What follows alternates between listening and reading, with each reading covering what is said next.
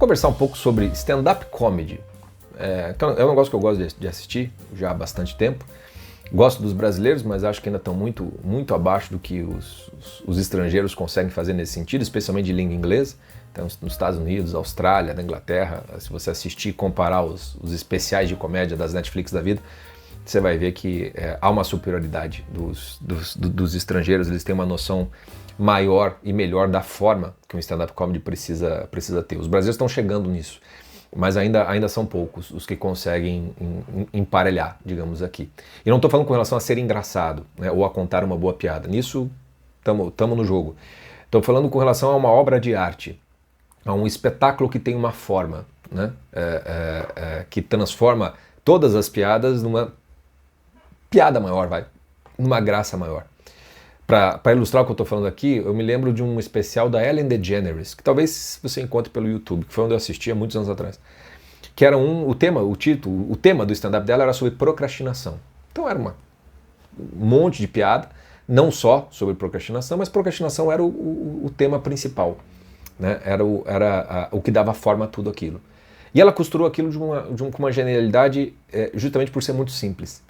Ela começou a contar uma piada na qual ela procrastinou o fim da piada até o final do show, né? Entre a primeira, né, e o término dessa primeira lá no fim, uma série de outras no meio do caminho, no qual ela brincava muito sobre procrastinação, mas falava também de outras tantas coisas, e no fim ela volta para aquela última piada, lembrando o espectador de que tudo aquilo era sobre procrastinação, dando o exemplo do que era procrastinar no final das contas, e de certa modo você sai meio ilustrado do show dela, né? Você não só riu de alguma coisa, você conseguiu talvez de certo modo perceber o quanto a procrastinação vai acontecendo num certo ponto de distração sua, e não de outra coisa. Permite você trabalhar até com uma maneira de instrução mesmo, a partir disso, quando a coisa é muito bem feita, né? Uma obra de arte ela tem essa dimensão de entreter e de instruir ao mesmo tempo.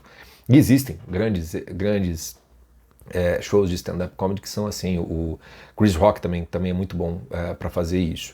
E recentemente saiu 2 na Netflix. Eu estou gravando aqui no começo de 2024, que no começo de 2024 saíram os especiais The Dreamer, do Dave Chappelle, e o Armageddon, do Rick Gervais, que talvez sejam os 2 maiores comediantes da atualidade. O Gervais, inclusive, ganhou o Globo de Ouro de 2024 por conta desse especial de comédia. Fui assistir, né, os 2, e é a razão pela qual estou gravando esse vídeo, mas eu fiquei meio frustrado, não gostei muito dos 2, e por não gostar, quero dizer não que eu não achei engraçado, porque eles são engraçados, não tem como não ser engraçado. Mesmo se for alguma coisa ruim, vale a pena assistir o que eles têm, qualquer coisa que eles façam, porque alguma graça vai sempre ter. Mas esse talvez, porque a minha expectativa talvez estivesse maior do que deveria, eu fiquei meio frustrado, porque eu achei bem irregular, para falar bem a verdade. Irregular o do Chappelle. Do Chappelle eu achei até preguiçoso. Ele tem, acho que 2 ou grandes baita momentos, assim, um negócio de gênio mesmo que ele consegue fazer ali. Mas o restante, umas piadas meio que botadas no meio ali, só para encher linguiça, vamos dizer assim, meio que nas coxas, tornando aquilo meio irregular demais. Já o do Gervais ele é mais regular, mas eu achei ele meio cansado, o Gervais. É como se fosse tá requentando demais sempre as mesmas coisas, vamos dizer assim. Pode ser um cansaço meu, não do Gervais, ou mesmo das piadas, mas foi como eu senti aquilo tudo. Só que, quando eu assisti aquilo ali, os 2, me voltou na mente um negócio que tem me incomodado, perturbado, há já muitos meses. Acho que quando eu comecei a assistir isso foi no começo de 2023, que foi uma entrevista do Dave Chappelle para o David Letterman, no programa de entrevistas que o Letterman tem lá na Netflix também. E teve uma coisa que o Letterman falou que me deixou pensando, porque era, acho que pouco depois da época do George Floyd, né, o negro que foi morto por um policial. Dali teve um monte de manifestação nos Estados Unidos, no mundo como um todo. Acho que foi ali que nasceu o Black Lives Matter, né, e coisas como tal. E o David falando assim, ele disse o seguinte, que enquanto estava acontecendo tudo aquilo e todo mundo dando palpite, falando a respeito, o Letterman falou assim: a pessoa que eu queria ouvir falar sobre isso era você, né, Chappelle. Eu acho que eu precisava ouvir você falando disso, como se ele fosse uma espécie de líder, como se ele fosse uma espécie de um intelectual, um filósofo. E ele até comparou o Chappelle com o Bob Dylan da década de 60, com as canções de protesto do Dylan sobre a guerra do Vietnã. E eu fiquei intrigado com aquele negócio. Eu falei assim, pera lá, né? O Letterman não é nenhum tongo, né? Não é um sujeito que se informa pelo Google, né? É um sujeito letrado, é um sujeito culto. Quando ele quer entender um negócio, né, de sociedade, de cultura, um negócio grave assim, ele vai esperar um humorista vir falar sobre isso? Tá alguma coisa meio errada. Ou já não tem mais quem esteja falando as coisas como elas são, que seria o papel dos intelectuais, né, dos escritores, dos filósofos, né? Ou então os humoristas, né, foram promovidos, socialmente falando, já não são só humoristas, já não são só os bobos da corte com permissão para falar certas verdades de maneira impune porque ninguém vai dar grande bola para eles. Talvez eles tenham se colocado, ou estejamos colocando eles num outro patamar, num outro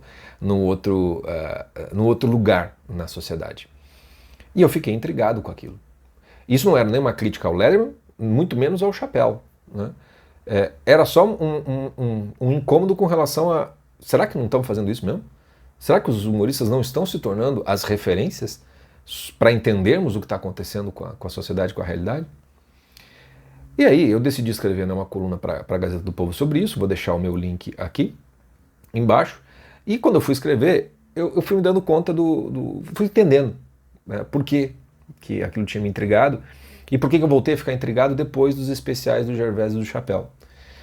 Porque o que eu entendi, né, eu comecei a pensar nessa coisa do lugar do filósofo, do lugar do humorista, né, como, né, fosse uma coisa muito complicada de pensar, mas enfim, fiquei pensando como é que se isso entrecruzariam, né? Porque o humorista ele tem de ter necessariamente algo do filósofo para poder dizer certas verdades, um certo tipo de olhar para a realidade, de confissão de verdade daquilo tudo. Há algo de filósofo em todo humorista. Tá? E talvez todo filósofo deveria ter um pouquinho do humor do humorista, porque daí talvez fosse bem mais acessível, né? Chesterton que o diga, que era um sujeito de muito bom humor quando fazia sua filosofia, mas nunca foi um humorista, sempre foi um filósofo, porque a filosofia sempre prevaleceu. No caso do humorista, há um olhar filosófico, mas o que ele está fazendo é humor, é outra coisa. Enfim, o que me parecia é que essas, né, estava havendo uma junção dessas coisas meio demasiada.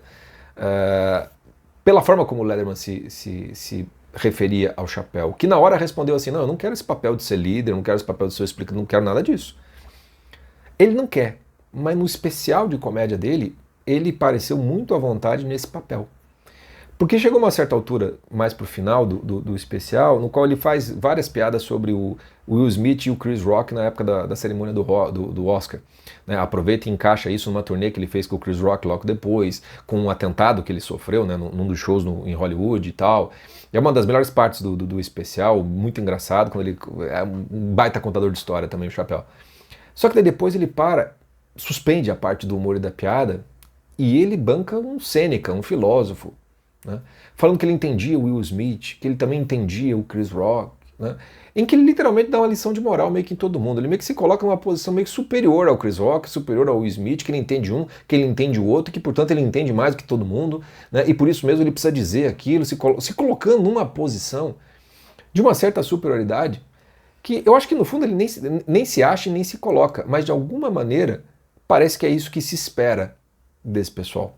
Se colocando numa posição em que não só esperamos que eles façam o humor, seja a nossa válvula de escape das tragédias, né, faça a gente conseguir rir de nós mesmos, mas que de alguma maneira parece que eles precisam dizer mais do que a piada. Parece que eles precisam falar mais daquilo que a gente já não consegue mais pensar. Porque aqui foi onde caiu a minha ficha. Nos tempos que a gente vive, da cultura woke, que na verdade não é uma cultura, é uma nova religião, né, como eu li esses dias no ex-Twitter, religiões de matrizes universitárias, né, você já tem um controle da linguagem bastante avançado, né, talvez no Brasil mais do que em outros lugares. Liberdade de expressão já era. Né, ela é literalmente assim, todo mundo já pensa 6, 7 vezes antes de dizer as coisas. O que significa dizer que a liberdade de expressão já acabou. A consequência disso é a autocensura que faz com que você já não ouse pensar certas coisas. E na hora que eu estava escrevendo, eu estava falando sobre cada macaco com seu galho, né? Fazendo uso da expressão. E na hora que eu usei a expressão, eu fiquei pensando, será que eu posso usar essa expressão? Será que não vão achar que eu estou me referindo a alguma coisa, algum ismo aí qualquer? E aí eu me dei conta do porquê que eu mesmo, como David Letterman, de repente preciso olhar para o humorista para tentar entender alguma coisa. Porque, sem que a gente perceba, só os humoristas estão sobrando para poder dizer as verdades que a gente já não ousa nem mais pensar. Já não está mais tratando só de rir. Está se tratando de poder dizer as coisas e de entender as coisas, entender o que se passa no mundo. Ou seja, meio que naturalmente a situação, o contexto, as circunstâncias estão levando os humoristas a assumirem um papel maior do que apenas serem a nossa válvula de escape do humor. Eles estão sendo colocados numa posição de quem nos ilustra, de quem nos explica em alguma medida.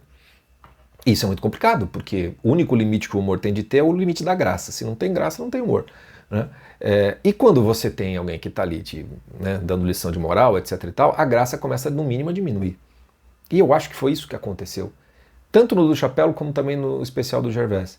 O Gervais começa o seu especial falando sobre pensar, pensar e expressar, e as consequências disso. E a coisa me pareceu meio solta com relação ao tema geral do Armageddon. E no final do episódio do show, literalmente, o Gervais termina o show explicando o que é um show de stand-up, explicando que ele está ali mais como um ator do que como ele mesmo, justificando, de certo modo, ou melhor dizendo, explicando a piada. E acho que todo mundo sabe, né? Se você precisa explicar a piada, é porque ela não funcionou. Ela não funcionou. E eu, pera, como é que o Gervais, o cara que fez aquele monólogo, na última cerimônia do Globo de Ouro que ele apresentou durante alguns anos, ele fez aquele antológico discurso, demolindo a hipocrisia, não só da elite de Hollywood, dos atores, mas do mundo como um todo, tendo uma coragem quase suicida nos tempos que correm para dizer o que ele disse daquela maneira. Como é que esse cara, no seu especial, falando para o seu público, ele de repente se sente meio que obrigado a explicar o que é um stand-up comedy? Seria uma capitulação do Gervais? Um receio? Né, de ser censurado, então vamos tentar explicar para não acontecer nada? Ou já não é, de certo modo, o que se espera de um humorista hoje em dia, que se coloca numa posição meio de filósofo a nos explicar? O Chapéu, eu acho que está gostando dessa coisa. Mesmo só botando ela de pouquinho, ele está gostando de virar essa referência. E talvez nem assumindo isso.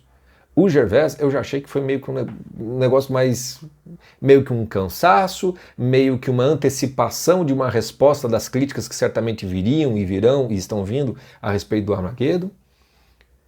Fato é que o Gervais ganhou o Globo de Ouro por conta disso. O que é meio sintomático também, né? Será que estamos aceitando o Rick Gervais? Ou é o Rick Gervais que está se tornando mais palatável a este novo mundo? Enfim, fiquei pensando sobre essas coisas. Fiquei pensando, se é para ser filósofo, será que eles conseguem fazer as pontes para diminuir as polarizações que existem hoje no mundo como um todo? E eu acho que ambos fracassam fragorosamente nisso. Aqueles que não gostam do Chapéu ou do Gervais por conta da posição política, porque supostamente eles estão ofendendo X, Y, Z, certamente se forem assistir aquilo, vão assistir com um olhar clínico para pensar aquilo que é para criticar. Não para tentar entender, se colocar no lugar do outro e rir de si mesmo. E quem gosta deles por essas coisas não precisa ser ilustrado a respeito daquilo que eles estão ali ilustrando.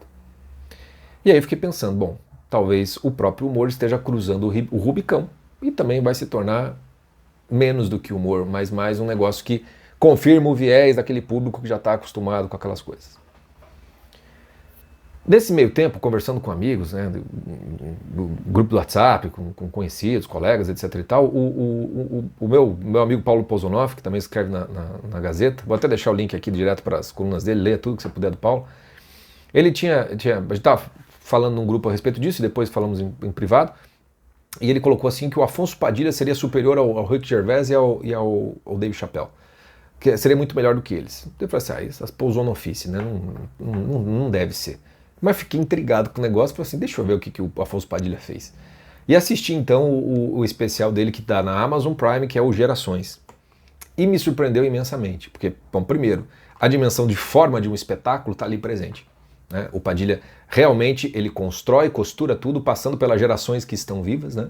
Tirando sarro de todo mundo, sem se colocar numa posição de quem está dando lição de moral, ou de quem está, de certo modo, tirando sarro daquilo que seria, né, punch down, como diz o Chapéu, né? Batendo naquele que já está caído, vamos dizer assim.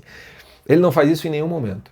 Tem uma forma muito clara, o Padilha ele é engraçado, também é inteligente na forma como ele faz, ele consegue tirar sarro de todas as gerações, também das suas, sem que pareça soar ofensivo em nenhum momento. E quando eu assisti, me deu uma lufada, não só de eu ri mais com o Padilha do que com o Chapéu e o Gervais dessa vez, mas também, de certo modo, renovou o ar, porque é possível, através desse especial, é possível criar pontes, não só entre as gerações, mas entre essa polarização. Porque no especial do Padilha você consegue perceber que os boomers, né, os meus pais, vamos dizer assim, que eu não sou desses, os boomers, você consegue entender por que eles vão, né, a coisa do viado, não sei o que, as palavras que a gente não pode mais falar aqui, provavelmente agora o YouTube já vai me derrubar por conta disso. Por que eles pensam daquela maneira? Não por malícia, não por maldade, não por preconceito, etc e tal, não, por uma coisa meio geracional, uma coisa meio de ter sido formado numa certa cultura. E quando você entende a cultura, você vê que não há exatamente crime naquilo. A mesma coisa como a hora que ele fala das novas gerações, para esse pessoal mais antigo, também faz perceber e entendê-los um pouquinho melhor. Enfim, o Padilha consegue fazer um papel mais filosófico do que o Gervais e o Chappelle conseguem. Sem ser lição de moral, ele cria certas pontes e permite você entender melhor essas diferenças que existem, que são muitas vezes diferenças de fato geracionais, muito mais do que de crenças, de valores, de posições políticas.